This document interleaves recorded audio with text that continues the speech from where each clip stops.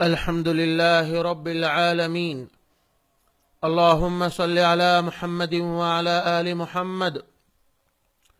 اللهم إني أسألك علما نافعا ورزقا طيبا وعملا متقبلا. انشاءاللہ ہم نحو میں جملے اسمیہ کے دو جز مبتدا اور خبر اس کے بارے میں تفصیل سے پڑھیں گے.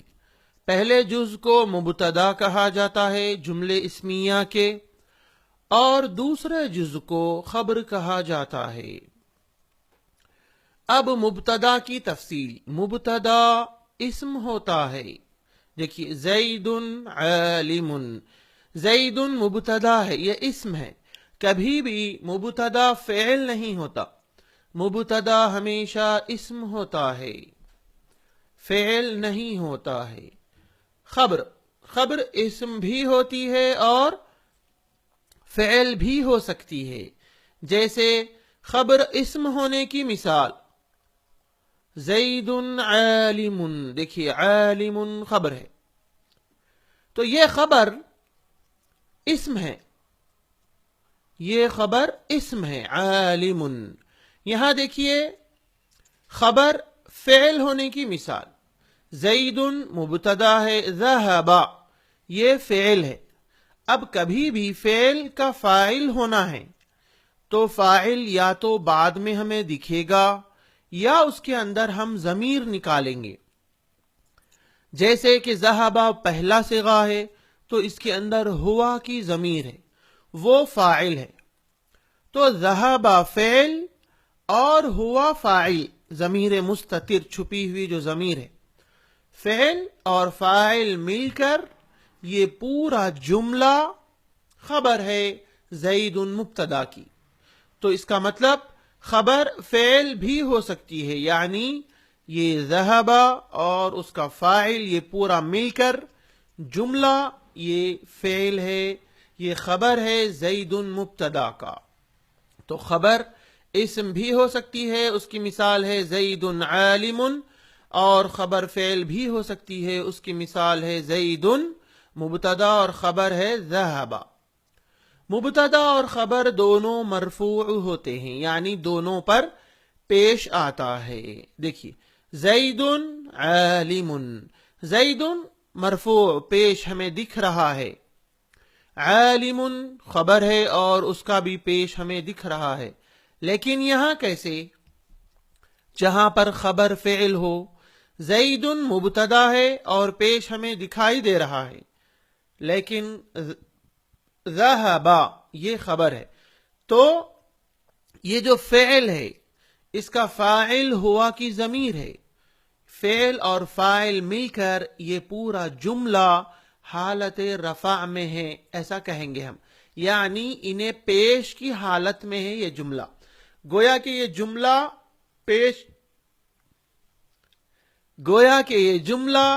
پیش کی حالت میں ہے.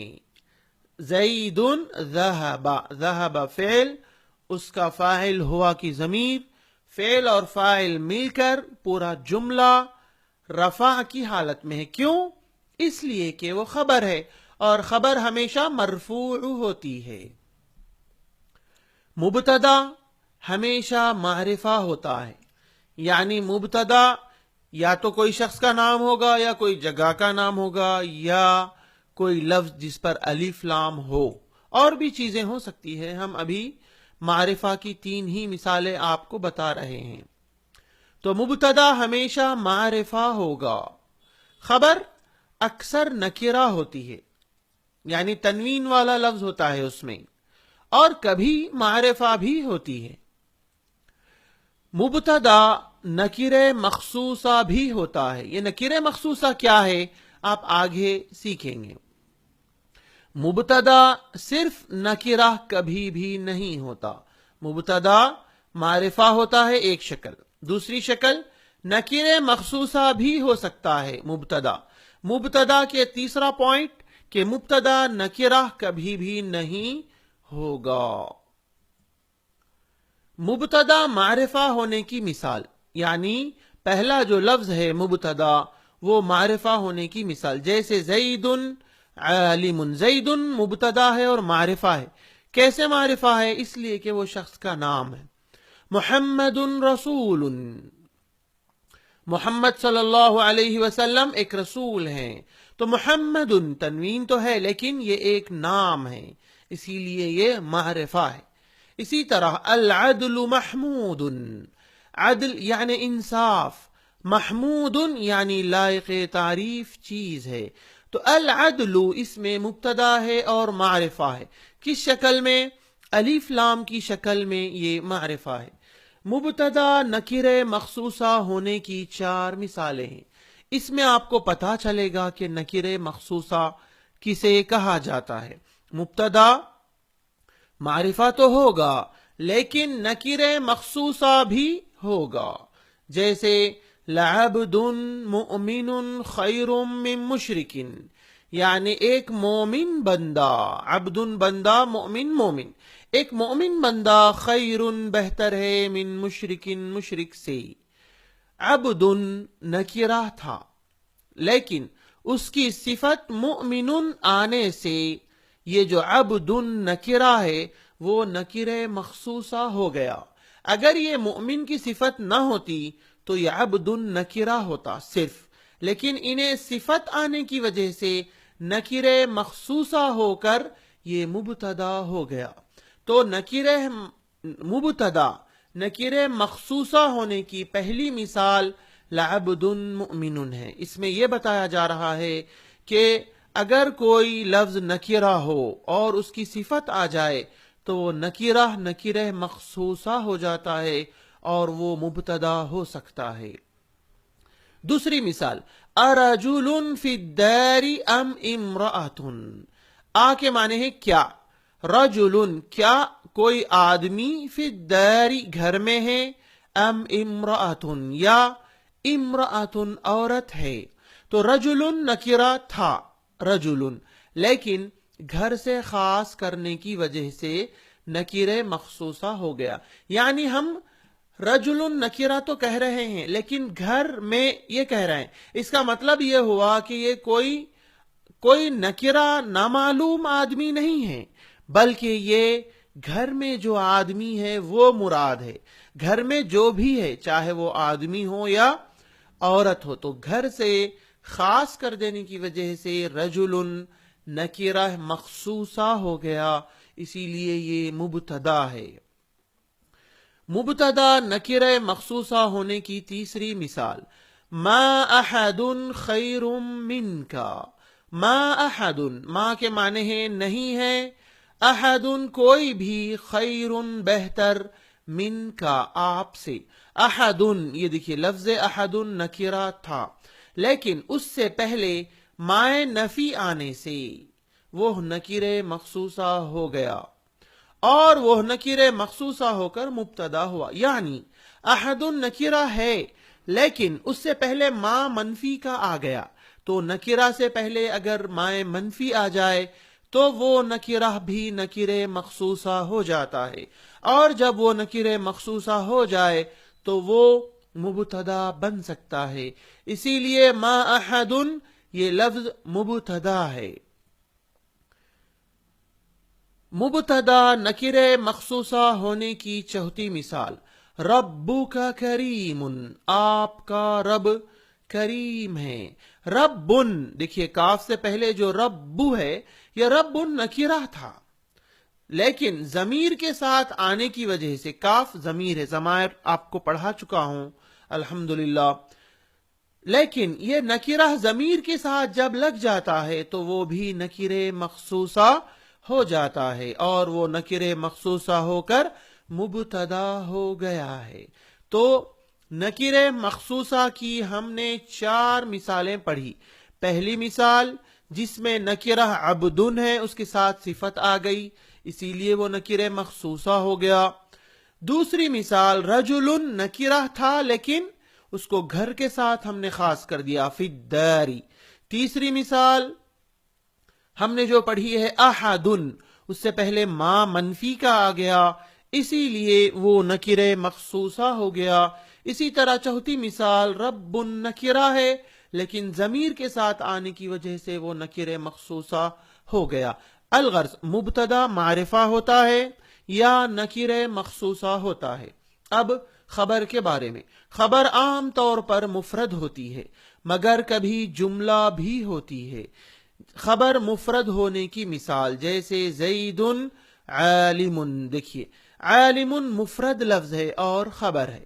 اب خبر جملہ کیسے ہوتی ہے وہ دیکھیے، خبر جملہ ہونے کی مثال جیسے زید ابوہ عالم، زید مبتدا ہے، ابوہ یہ ابو مضاف ہو مضاف الیہ، یہ مضاف الیہ مل کر مبتدا، عالم خبر، یہ ابوہ مبتدا اور عالم خبر، یہ پورا جملہ ہے، جملے اسمیہ۔ یہ جملے اسمیہ بن کر یہ زید مبتدا کی خبر ہے۔ الغرض ابوہ عالم یہ پورا جملہ خبر ہے۔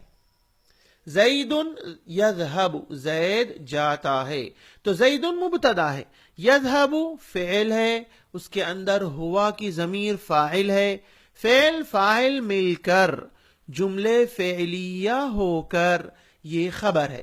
الغرض خبر جملہ ہوگی اور جملے اسمیہ بھی ہوگی، جیسے ابوہ عالم جملے اسمیہ ہے، اور خبر جملہ ہوگی، جملے فعلیہ بھی ہوگی، جیسے زید یذهب، یذهب یہ پورا جملہ ہے اور یہ خبر ہے زید مبتدا کی۔ جب خبر جملہ ہو تو اس خبر میں ایک ضمیر ہونا ضروری ہے جو مبتدا کی طرف لوٹتی ہے۔ دیکھیے زید مبتدا ہے، ابوہ عالم یہ پورا جملہ خبر ہے، اس میں ایک ضمیر ہے جو زید کی طرف پلٹ رہی ہے، وہ ہے یہ ہو کی ضمیر۔ زید یذهب، دیکھیے زید مبتدا ہے، یذهب فعل ہے، اس کے اندر ہوا کی ضمیر فاعل ہے، وہ زید کی طرف لوٹ رہی ہے۔ اسی لیے یہاں کہا گیا ہے کہ جب خبر جملہ ہو تو اس خبر میں ایک ضمیر ہوگی جو مبتدا کی طرف لوٹے گی۔ ابوہ عالم میں ہو کی ضمیر زید کی طرف پلٹ رہی ہے، زید یذهب میں جو ہوا کی ضمیر ہے فاعل وہ زید کی طرف پلٹ رہی ہے، اور وہ ضمیر ظاہر بھی ہو سکتی ہے اور مستتر بھی، یعنی پوشیدہ بھی، جیسے ابوہ میں ہو جو ضمیر ہے وہ ظاہر ہے، ہمیں دکھ رہی ہے، لیکن یذهب میں جو ضمیر ہے وہ ضمیر پوشیدہ ہے، مستتر ہے، چھپی ہوئی ہے۔ تو ضمیر بھی ایک ظاہر ہے جو دکھ رہی ہے، یا ضمیر مستتر ہے جو یذهب میں ہوا کی شکل میں ہے۔ خبر جملہ ہونے کی مثال ضمیر بارز یعنی ضمیر ظاہر کے ساتھ، جیسے زید ابوہ عالم، یعنی ابوہ میں ہو کے ذریعے ضمیر اس میں دکھ رہی ہے۔ خبر جملہ ہونے کی مثال ضمیر مستتر یعنی پوشیدہ کے ساتھ، جیسے زید یذهب، یذهب فعل ہے، اس کے اندر ہوا کی ضمیر فاعل ہے اور وہ ضمیر مستتر یعنی چھپی ہوئی ہے، اور یہ یذهب پورا جملہ خبر ہے۔ الغرض اس سبق میں آپ کو کافی انفارمیشن معلومات دیے گئے ہیں، آپ اس کو بار بار سنیے اور نوٹ کیجیے، اور ہم اس کے انشاءاللہ امیجز بھی فولڈرز آپ کے لیے رکھیں گے، آپ اس کو پھر پڑھ کر بھی انشاءاللہ یاد کر سکتے ہیں۔ آپ عربی زبان سیکھنے کے لیے 2 سال دے دیجیے، انشاءاللہ آپ قرآن اور حدیث لفظ بلفظ سمجھیں گے۔ آپ ہی کو سیکھنا نہیں ہے بلکہ انشاءاللہ ہم امت مسلمہ کے ہر عام فرد کو عربی سکھانے کی کوشش کریں گے، اور ہمارے جو بچے ہیں جو بڑے ہو رہے ہیں انہیں بھی ان کے اسکولز اور مدارس میں انشاءاللہ ہم عربی سکھانے کی کوشش کریں گے۔ سبحانک اللہم و بحمدک، اشہد ان لا الہ الا انت، استغفرک و اتوب الیک۔